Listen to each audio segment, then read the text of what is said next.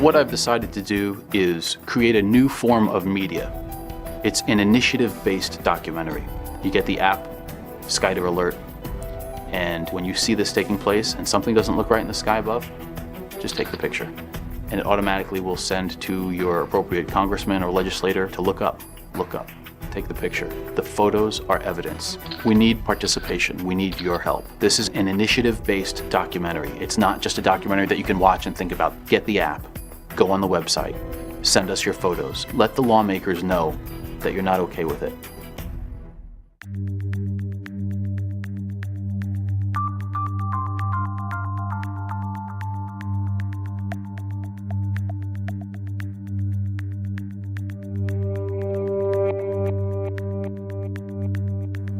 So what I came across in July through the stop motion time-lapse photography by accident was this aerosol spraying that showed up to be a geoengineering type experiment or possible military activity on at least a US scale, possibly a global scale. It's not natural, the clouds are being manufactured. There's fallout from it, it's washing down in the form of rain into the water and the soil, resulting in us drinking whatever the chemicals are in this aerosol spray, and the other byproduct, which is the global dimming, which is also disturbing.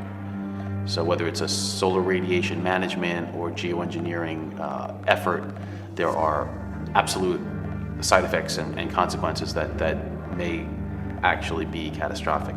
An increasing amount of days saw these patterns occurring in the skies overhead and a subsequent diminishment of my solar uptake. And it increased with every year.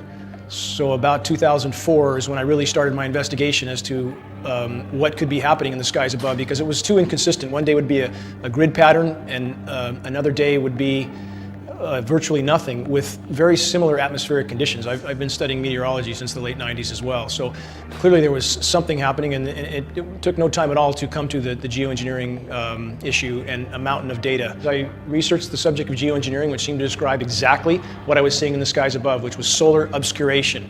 That's the primary goal of SAG, stratospheric aerosol geoengineering, and SRM, solar radiation management. The primary goal of these patents, like stratospheric Wells box seeding for reduction of global warming, is a primary patent, and the stated goal is to block the sun. And quite clearly that's what was happening with my solar PV system. So seeing the first ingredient in that patent is aluminum, I began to do rain tests. First test was 7 parts per billion, which according to a hydrogeologist was already quite high, given my location, a filtered forested location. It's not near any sort of industry, urban setting, anything.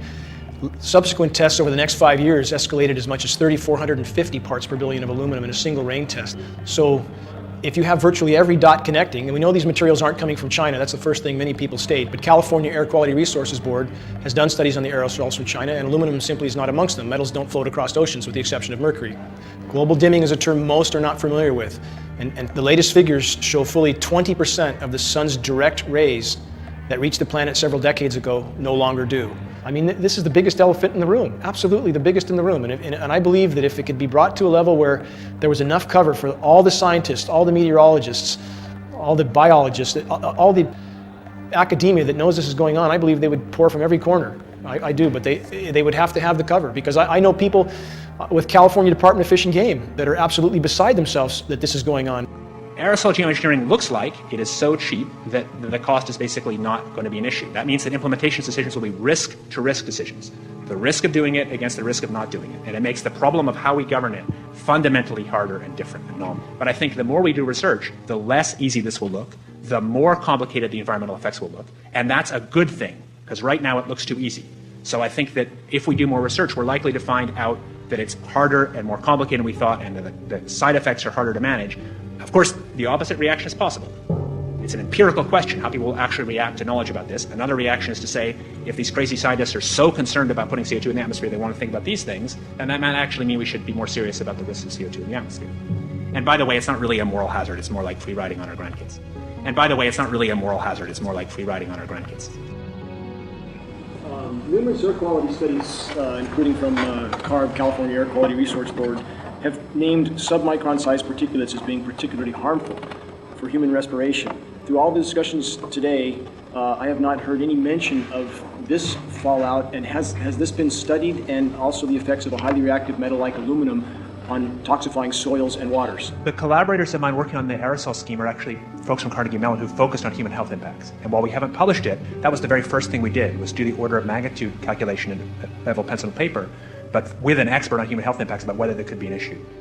And for aluminum or other particles, there are a lot of toxicological things that need to get looked at seriously. Geoengineers now are moving very quickly to get legislation passed to spray the primary ingredients into our sky, knowing the damage that we have had not only to human health, we've seen aluminum-related illnesses go through the roof, but what free-form aluminum oxide does to our environment is devastating, and it literally destroys crops, it destroys forests, it destroys our Earth. We have an Earth that is being molested, our ozone layer is being shredded from top to bottom. Chemtrails change the amount of sunlight and energy that pierces the atmosphere. I mean, it's in several articles that I can show you. So the phenomena of changing how much sun gets and energy gets into our atmosphere that heats it up is printed every day. It's just printed in such a way as to not say this is a tool for climate change. It's saying it is in fact a phenomena that will in fact change the climate by reducing the amount of sun that gets into our atmosphere. Geoengineering is one of the things that are on the table, and it'll probably be on a large enough scale that it'll be pretty obvious to everybody. And it's becoming more obvious every day. Look at the way the contrails persist and become an entire white blanket over the whole sky. Look at this photograph of the sky. I thought that the clouds looked a little strange, that's why I took some pictures. But then when I saw a plane go through the cloud and leave a void in the cloud that lasted for half an hour or so. Planes don't leave holes in clouds, they're just not clouds. When you begin to introduce clouds to the sky, you're changing how much energy from the sun reaches the Earth's surface. That's a given. You're increasing cloud cover. And we've had a marked increase of high cloud cover, in particular cirrus and altocumulus clouds over the last 30 years. The quotient, or the ratio between low clouds and high clouds, has nearly doubled the number of high clouds. And what you're doing is trapping heat. You're keeping some out, but when it comes to nighttime, you're pulling a blanket over. All right, let's just take a summer afternoon in LA. We have a high cloud bank come in. It won't come in the morning, it'll come in the afternoon. So we get all of that morning sunshine, we get all of that midday sunshine, the clouds come in, the sun begins to set in the west, the clouds thicken up. You've already got your heat in for the day. And then the clouds stick around for 70% of the night, and the heat stays. And so in late 2004, I started buying cameras. I bought 2 little webcams and then 2 other mini DV Canon cameras. Little tripods, stuck them out around the house. And then I bought 2 computers and time-lapse software. And so I could get north, south, southwest, and then east. I was hoping to catch movement of clouds, things happening with the clouds so I could deliver a better forecast at night. What I caught after 4 months in was in about 25 minutes, and I'll show it on the video, is a series of flights. And what happened was one plane was coming along, and it was a relatively dry day in April. A plane would come along and only a little bit of the trail would stick. Only a part of it would remain visible. What was curious is that another plane came along and hit precisely the middle of that segment. And I'm like, that's odd. And then another plane came along and hit the end at an angle, not bisecting or perpendicular, but off at an angle. And I thought the light went off. There's something they're doing with geometry. It is establishing and setting up these resonances, these zones, because what I had observed with the time-lapse camera is that the atmosphere had literally been layers. Each 2, 3, 4, 5, 8,000 feet is probably variable from day to day. And the clouds would come up and then literally be chopped off. But that would only happen after a plane had come through. And then the storm would collapse. And you can see it today. You can step out anytime you see thunderstorms beginning to go, the planes will be there. You know, so it all comes back to the sun. The sun is the power source for this solar system. The sun drives the weather. In the fall of 1998, I was asked by my employer, Environment News Service, a worldwide wire service dealing with environmental issues, to have a look at a VHS videotape. When I viewed the tape, I started laughing, frankly. I thought, here's an hour and 10 minutes of shaky video footage of contrails. After 10 minutes, 15 minutes, 20 minutes, I stopped laughing because as a former pilot and ocean navigator, I was well familiar with normal contrails, and what I was seeing on this videotape was not acting like a normal condensation trail. The trails coming out behind multiple airplanes, instead of dissipating, were lingering. spreading across the sky until a blue sky day had turned into a milky, murky overcast. In my first story for Environment News Service in January 1999, I said that these mysterious contrails were sickening Americans. The illness patterns coincided precisely with so-called heavy spray days, particularly on weekends. People would see this gritting, unusual activity, aerial activity in the sky. They would start to cough, they would get asthma attacks, severe enough to send them to emergency rooms. Doctors were telling the New York Times, we've never seen anything like this. People were dying in great numbers in the early days of this project, and the CDC, Centers for Disease Control, went on record and said, we really don't know what this is. It's not the flu. They called it an epidemic of mortalities. That was their phraseology for this. When is this? This is 98, 99, and 2000, the winter months. This was reported in the United States, Canada. In Peterborough, Ontario, the hospital there had 307 acute asthma admissions in a single day. In Birmingham, England, 8,000 people died in 3 weeks, mostly elderly. It was in all the papers, BBC. They were using meatpacking trucks as portable morgues. It was very drastic. All I can say as a journalist is this was coincident to videotape and visual reports of tic-tac-toe patterns and unusual gritting in the sky. They exactly coincided. So very dangerous program. I'm standing on the roof of my building in the Bronx, New York. And as you can see, the entire sky, as far as you can see, it's blanketed with these chemtrails. Stretching all the way over to Manhattan or to New Jersey.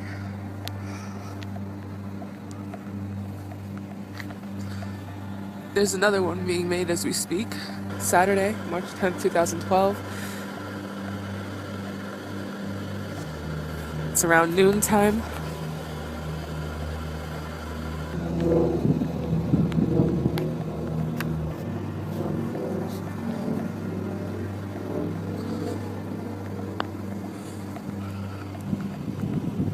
And look at this. You can see this chemtrail here. It almost looks as if it's falling onto the ground.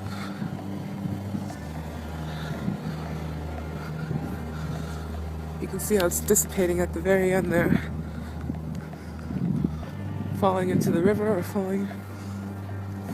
Geoengineers are proposing spraying 10 to 20 million tons of toxic aluminum and other substances into our sky for the stated goal of cooling our planet. So let me distinguish these two different kinds of geoengineering as clearly as I can. So the first one is we call solar radiation management, and that's the idea that you could put mostly reflective particles or other means to make the Earth whiter. Weather is part of our planet, it's part of our nature. Weather drives everything. Weather drives all of our food. So yeah, weather is creation. It's part of creation, and many people call that God. And people who play with their weather or control our weather are playing God because they want power. Yeah. You control the weather, you control the planet. The IPCC is the organization within the WMO, and that's the international organization dealing with weather. And it basically says climate change is human-caused and will have impacts on us now, and those impacts will become more and more significant over time. I believe the data shows very clearly for anyone who truly does objective research that although they can cool regions, very large regions, temporarily and of course toxically, the overall effect is a much worsened warming. The real issue in chemtrails is what causes them to be persistent. And I don't know that answer yet, but if you can cause a chemtrail to be consistent, that is persistent, that is to stay out in the atmosphere longer so it can create a cloud. What is the mechanism for that? What has changed in that jet to cause the chemtrail behind it to persist as opposed to dissipate? Is that a natural phenomenon because we have more moisture in the air? Is it a natural phenomenon because the stratosphere is getting colder? Is it an additive that they put to jet fuel? Is it truly a chemical that they spray with the jet afterwards? I don't know. But the very term persistent chemtrail is used so as to indicate it's different from a chemtrail. So my question is, what's the additive? What got added to cause it to be persistent? I can say this, that for any skeptic, I would ask them, why would I not believe geoengineering is the source of this when, one, the patents describe exactly what we see in the air. The express goal is to block the sun. Two, the ingredients on the ground are exactly what those patents state as primary ingredients. Three, you have administration officials like John Holdren of the Obama administration openly stating their support for geoengineering. Four, you have scientific groups like the Arctic Methane Emergency Group openly calling for emergency wartime geoengineering. It can easily be found and researched by anyone who chooses to look up the AMIG group, the Arctic Methane Emergency Group. My personal opinion is that we have to keep geoengineering on the table. We have to look at it very carefully because we might get desperate enough to want to use it. The danger, of course, with geoengineering is the one I was referring to a moment ago. We don't understand the system well enough to predict its responses in detail, and that means there's always a danger if you try to engineer the system on a large scale that you will do something that has side effects that are worse than the dimension of the problem you're trying to cure with the geoengineering in the first place. There are a variety of schemes that have been discussed for geoengineering. A classic example is injecting reflecting particles into Earth orbit. What is occurring is the deliberate and systematic alteration of the ecosystem of this planet through a physical means of injecting particulate matter, extremely fine particulate matter, into the atmosphere. I look at it at this point as a global scale operation, and I examined those questions about whether or not it was physically feasible to modify the entire atmosphere. And at the beginning, that seemed a little bit of a stretch. It was not a set answer to me at all. But you'll find when you study the atmosphere that actually it is quite feasible, and the atmosphere is much more delicate and fragile than many of us might realize. If you just want to trust government, you can just let it all happen. But if you want to try to get a public dialogue going, I think the best thing is for state governments who are at risk to begin inquiring as to what the government is going to do. I'm just wanting the government to be truthful so that the citizens can make honest decisions about their future. Pictures don't lie. That's all there is to it. It's like the way the government uses red light cameras to enforce traffic violations. The photographs are evidence. It's that simple. Look at this picture of Central Park. Does this look normal to you? I mean, the coloring, the weird purples and greens and blues that are in these stripes. I remember this day, December 6th. I was walking towards the Empire State Building and I saw a plane cutting directly across the building. And I called Steve and I said, Steve, we got to take some pictures today, man. So we went out and we got these photographs, unsuspecting people just going about their daily lives. In the meantime, look up. What do you see? Does that look normal to you? I'm a director of photography by trade. That's what I do. I take pictures. I've been doing this for 20 years plus, and I can tell you what I'm seeing in the skies is different now than it's ever been. You can't hide this. You simply can't hide this. That's why I believe this issue will be known one way or the other. We want people to look into this. We want people to question. We want people to look into what geoengineers are denying they're doing, but state they urgently want to do. The problem is when you do the research, there's a clause that's called informed consent. And informed consent, my understanding, I'm not an attorney, but my understanding of informed consent is when you don't protest, you're basically allowing the government or allowing the military to experiment on you and your children. So when they say, well, possibly we can modify hurricanes or we could modify the storm, they don't really need to say what the other things are or how they do it or what the human health implications are or the environmental health implications are. But by not refusing, you are basically giving your informed consent that you're okay with being a guinea pig for these experiments. So do I think there's persistent chemtrails in the sky? Yes. On a clear day, you can go up and look at them. Anybody who wants to look at them can see them. They're not short streams of cloud-like things you can see. They're very long. They go from horizon to horizon.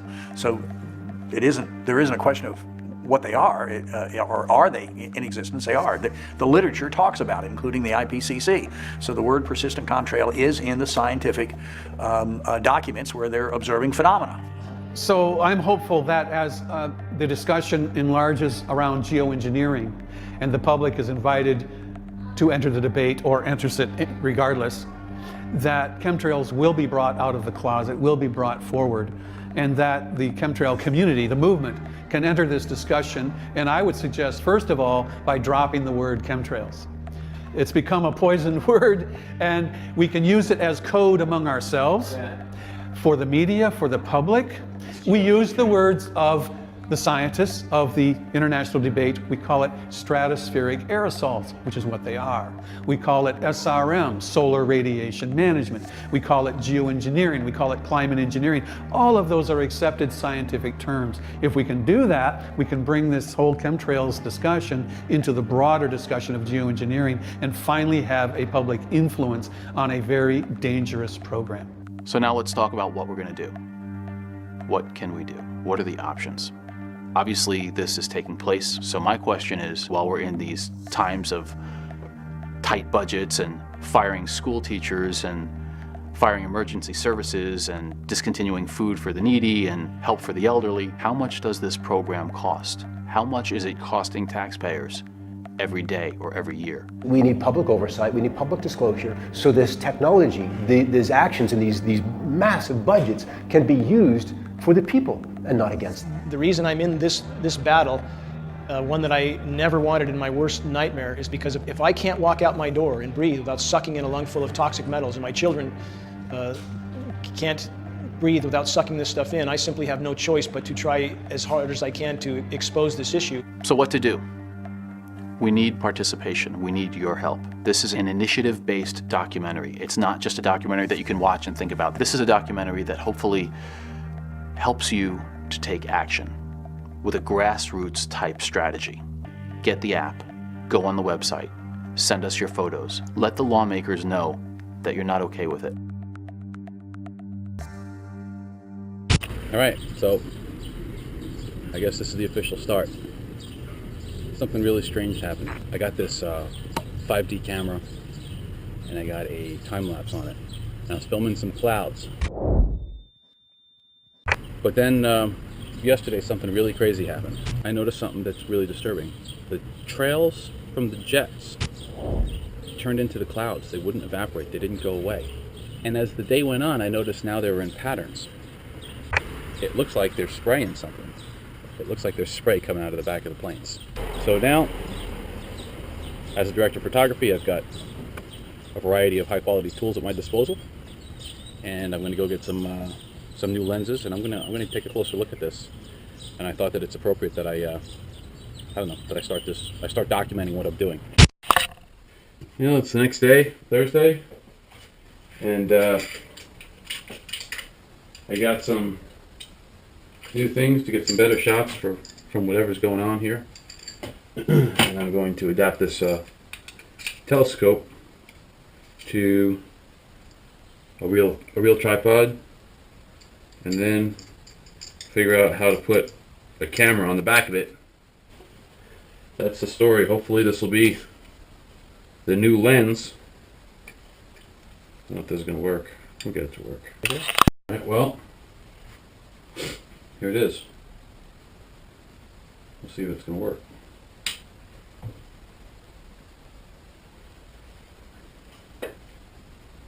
I see through it. That's a good sign. Okay. Alright, so I'm at exit 103, and it looks like I'm at the edge of where the spraying has been taking place. I'm going to see if I can get a good shot to take some photos of this.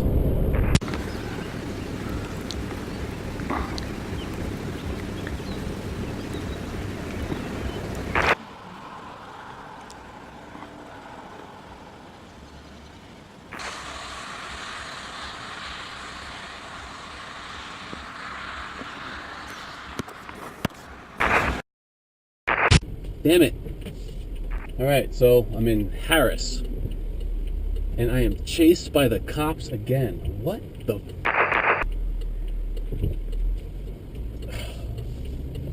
Harris, New York. I do not know what's going on, man, but nobody wants me taking any pictures of the sky. I gotta find a place to hide. I can't believe I gotta hide to take pictures of the damn sky. I can't even go to a park. So, I am back at the East Delaware intake for the New York City water supply, and I was thinking of maybe setting up to shoot over here, but there is a New York City hazmat truck parked where I was thinking of filming. This is where the cop chased me away last time. Kind of strange for a hazmat division to be at the New York City water supply. I'm gonna see if I can set up some cameras here, get a little better view of this.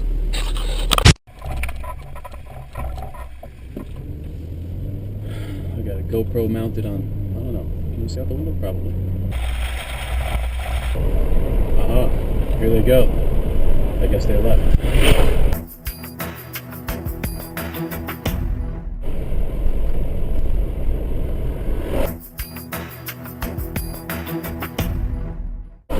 Two DEP trucks going the other way.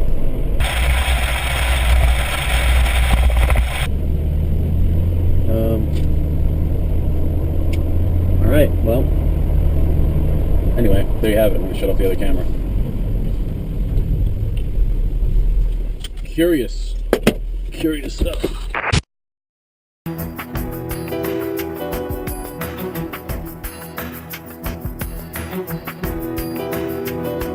What I've decided to do is create a new form of media. It's an initiative-based documentary. You get the app, Skyder Alert, and when you see this taking place and something doesn't look right in the sky above, just take the picture.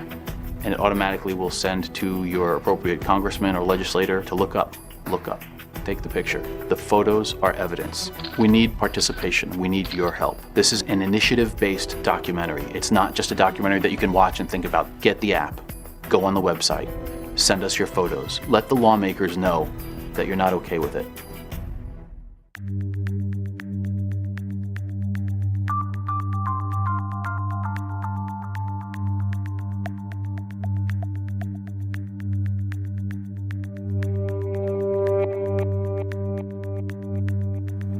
So what I came across in July through the stop motion time-lapse photography by accident was this aerosol spraying that showed up to be a geoengineering type experiment or possible military activity on at least a US scale, possibly a global scale. It's not natural, the clouds are being manufactured. There's fallout from it, it's washing down in the form of rain into the water and the soil, resulting in us drinking whatever the chemicals are in this aerosol spray, and the other byproduct, which is the global dimming, which is also disturbing.